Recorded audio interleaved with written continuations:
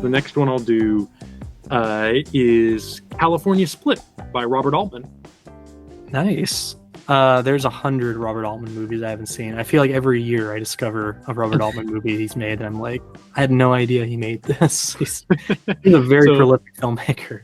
Altman is another one of those ones, sort of like Mike Leigh. His movies are much more character driven than they are plot driven. There isn't really a plot to this movie. It's about two sort of they're not really professional gamblers, but they're not really amateurs either. They're sort of hustlers in their free time.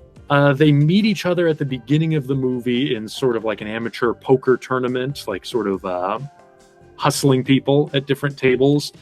They end up striking up a friendship, and over the course of the next few days over which the movie takes place, they kind of start going on a gambling binge. The two guys are played by Elliot Gould, who did some of Altman's best movies, and George Segal, who is actually a really underrated actor. I think this was the only film he did with Altman. George Segal is kind of like somebody, he has a day job. He kind of has a more stable life. And Elliot Gould is somebody he's living with two sex workers. He doesn't really have a job. He's much more just kind of living day to day by his gambling winnings.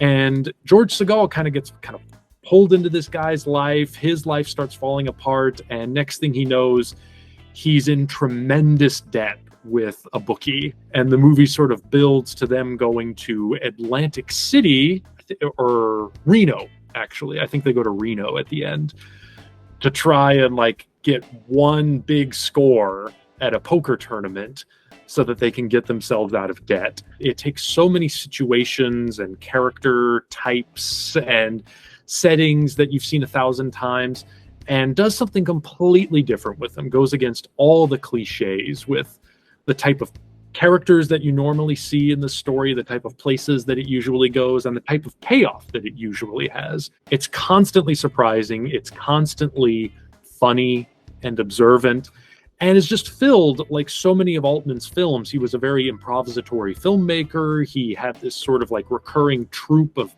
actors and stars and supporting players and extras and technicians that he would throw into these movies. So there's all kinds of just wonderful little one scene appearances by people like Altman would do. He sets up this kind of tapestry of movement and dialogue. So while one thing is happening in the foreground to the main characters, there's something else happening in the background to a dozen other people, and overlapping dialogue that is given just as much prominence on the soundtrack as the main characters. And you can just watch all of these miniature stories playing out in every scene and in every shot. I really love that early 70s Altman style with what you described, like the overlapping dialogue and the kind of tapestry of characters that kind of come in and out of the story. And he was such a great pioneer of that. I think the guy who wrote the script, wrote it as kind of a semi-autobiographical piece. Just sort of wanted to write a movie about gamblers that was a little bit closer to the reality. And it was being developed for Spielberg, but Spielberg was, in the midst of doing Close Encounters and other things. So Spielberg eventually passed on it. It wound up with Altman, who, I think just recognized, that milieu. There's a particular feel to it.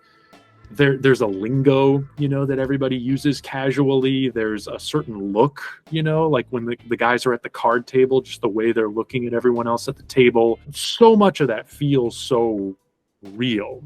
I don't know if it did well on its initial release, but it actually went out of print for a long time because there were issues with the music rights.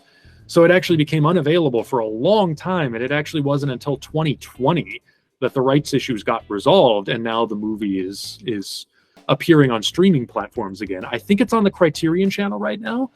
And if you haven't seen it, if you have the Criterion channel, it's worth checking out because, I think that's part of the reason the movie's become so obscure, because it's been unavailable for so long. But now that it's back, it really needs a rediscovery because it's such a 70s and Altman gem.